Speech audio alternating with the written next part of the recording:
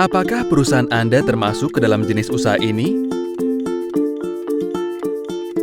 Sudahkah perusahaan Anda menerapkan prinsip-prinsip pengadaan berkelanjutan? Atau Anda masih belum memahami pengadaan berkelanjutan seperti apa? Mari kita pelajari bersama.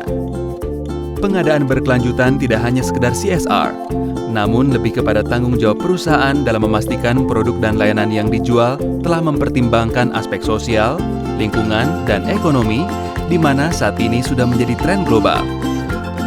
Hal ini penting untuk menciptakan keseimbangan antara permintaan dengan ketersediaan sumber daya, namun dengan potensi dampak negatif seminimal mungkin.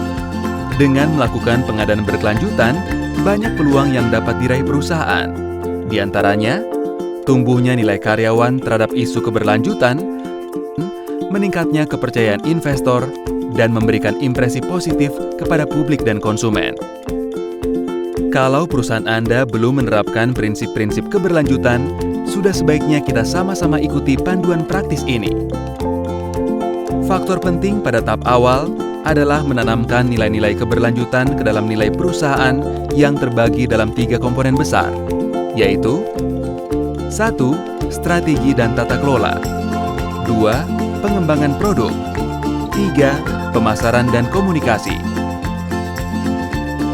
Dalam strategi dan tata kelola, yang perlu ditekankan adalah 1. Komitmen perusahaan menerapkan prinsip keberlanjutan, 2. Konsistensi menjalankan rencana aksi, 3. Kolaborasi bersama pemangku kepentingan terkait.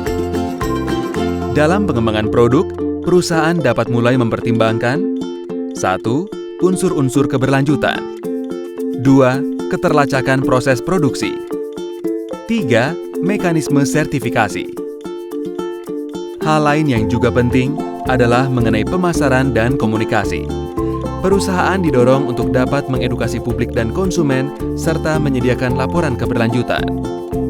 Setelah perusahaan Anda memiliki rencana aksi dan mekanisme yang jelas terhadap pengadaan berkelanjutan, mari kita simak bersama-sama langkah selanjutnya berdasarkan 5 komoditas utama, yaitu kelapa sawit, kayu dan kertas, makanan laut, plastik, dan energi.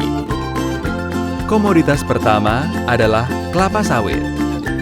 Secara garis besar ada 4 poin utama, yaitu identifikasi penggunaan unsur kelapa sawit di produk Anda. Pastikan lisensi dan komitmen perusahaan pemasok. Verifikasi independen melalui sertifikasi berkelanjutan. Menggunakan bahan baku tersertifikasi yang berkelanjutan. Berikutnya adalah kayu dan kertas. Sama dengan sawit untuk 4 poin pentingnya, yaitu identifikasi penggunaan bahan kayu di produk Anda.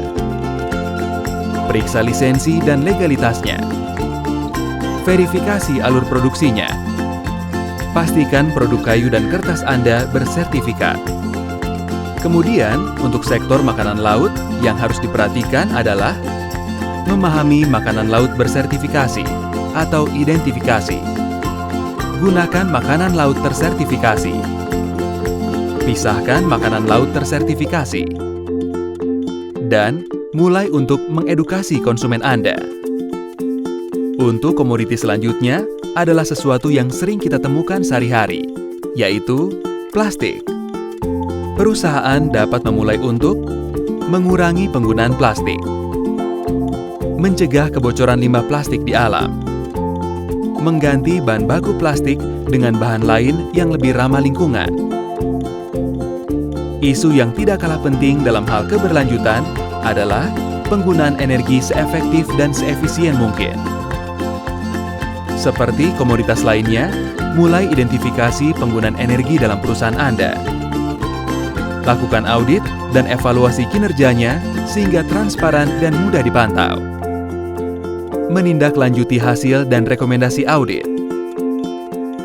Terapkan manajemen energi melalui skema sertifikasi. Bijak gunakan energi. Utamakan beralih ke sumber energi terbarukan. Nah, gimana? Sudah cukup jelas ya tahapan-tahapannya? Ayo, mulai terapkan prinsip-prinsip berkelanjutan ke dalam perusahaan Anda. Kalau tidak sekarang, kapan lagi? Dengan menjalankan bisnis secara bertanggung jawab, perusahaan Anda menjadi bagian dalam ekosistem yang mendorongkan perubahan menuju industri yang berkelanjutan. Setiap perubahan dimulai dari langkah kecil. Jadikan perusahaan Anda yang terdepan dalam inisiatif ini. Untuk panduan dan informasi lebih lengkap, klik di www.wwf.id dan www.ibcsd.or.id.